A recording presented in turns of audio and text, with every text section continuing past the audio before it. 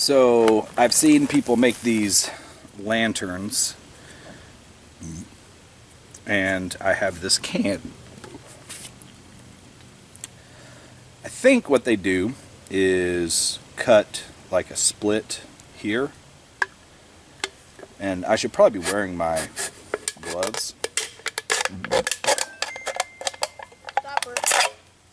But they split there and then like split on the side like that.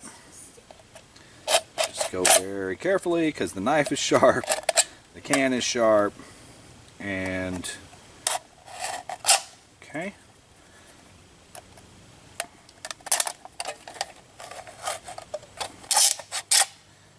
Alright, and then they open it out like this. And if there's still some beer in there, they try to get it out any way they can. And then, so I'm gonna let this dry out, but I've seen, oh my goodness, oh, the guy's name slips my mind. I'm so sorry, brother. His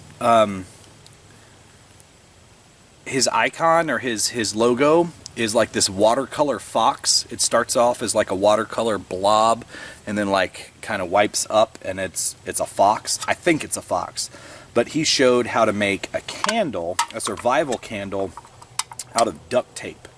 So what I'm gonna do is, I don't have any duct tape, I forgot to bring it, but I'm going to I'm gonna hang these like this from just like some 550 cord. I'm going to string between maybe these two trees or over there between the trees between the foot of my hammock and Seth's hammock.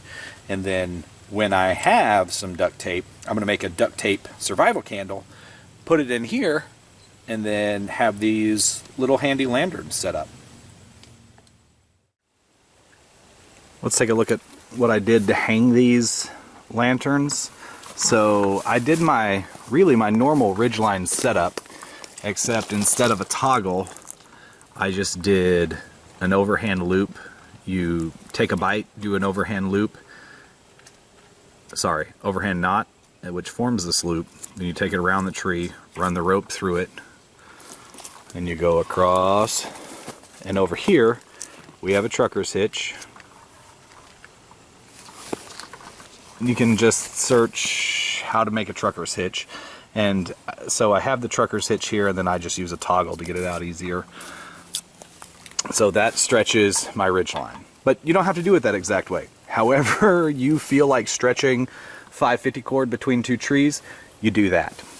So then I use some number 36 tarred bank line and made loops, and instead of doing like a full prusik, I just did a lark's head to get it through there, and then I pulled the loop through the key of the can, I think that's what that tab, and then put a toggle through there, and that actually also keeps them facing the way that I want them to face. And then I didn't just run them through the line because I wanted to be able to move them, so that's why I put them on those.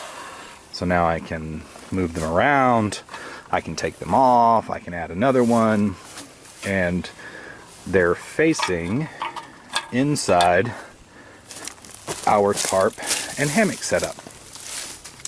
So they can provide us with light.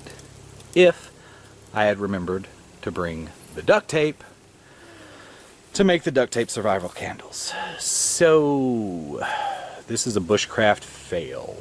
Looks really cool from this angle, but nothing in there to cast light.